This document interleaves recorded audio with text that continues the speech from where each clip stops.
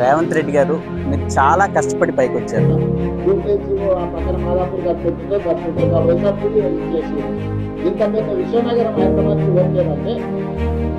కానీ ఇంత కష్టంలో మీరు ఏనాడు వైజాగ్ వచ్చినట్టయితే అనిపించట్లేదన్న.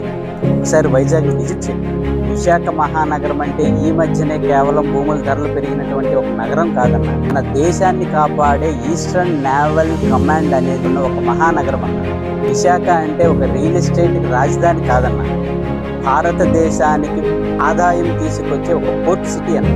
వైజాగ్ అంటే కేవలం బీచ్ రోడ్ ఒక్కటే కాదన్న, ఒక స్టీల్ ప్లాంట్, ఒక షిప్ బిల్డింగ్ ఇండస్ట్రీ, ఒక పోర్ట్ సిటీ, ఒక హెచ్పిసిఎల్ రిఫైనరీ, ఫిషింగ్ హార్బర్స్, ఇప్పుడిప్పుడే డెవలప్ అవుతున్నటువంటి ఐటీ ఇండస్ట్రీ, ఎన్నో అందాలతో ఉన్నటువంటి టూరిజం, ఇన్ని రకాలుగా అభివృద్ధి చెందుతూ ఉన్న ఒక మహానగరం అన్న విశాఖ. లక్షల కుటుంబాలకు జీవనాధారాన్ని ఇచ్చే ఒక మహానగరం అన్న విశాఖ నగరం.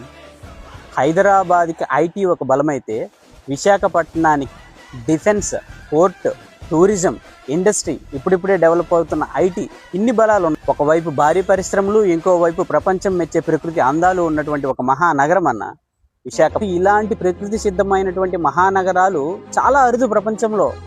అందుకే విశాఖ ఎదుగుతుంటే ఏ ఒక్కరికి నష్టం లేదు. మా ఆంధ్ర ప్రజలందరూ కలిసి మీకు ఒక రాజధాని నగరాన్ని ఏర్పాటు చేసి ఇచ్చామన్నా.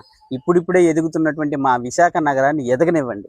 విశాఖ ఎదిగితే ఆంధ్రప్రదేశ్ ఎదుగుతుంది, ఆంధ్రప్రదేశ్ ఎదిగితే దక్షిణ భారత్ ఎదుగుతుంది, దక్షిణ భారతదేశం ఎదిగితే భారతదేశం ఎదుగుతుందన్న. మాకు హైదరాబాద్ మీద ఎటువంటి ద్వేషం లేదన్న, ఎందుకంటే దాన్ని డెవలప్ చేసింది ప్రతి ఒక్కరి చెమట చుక్కతో.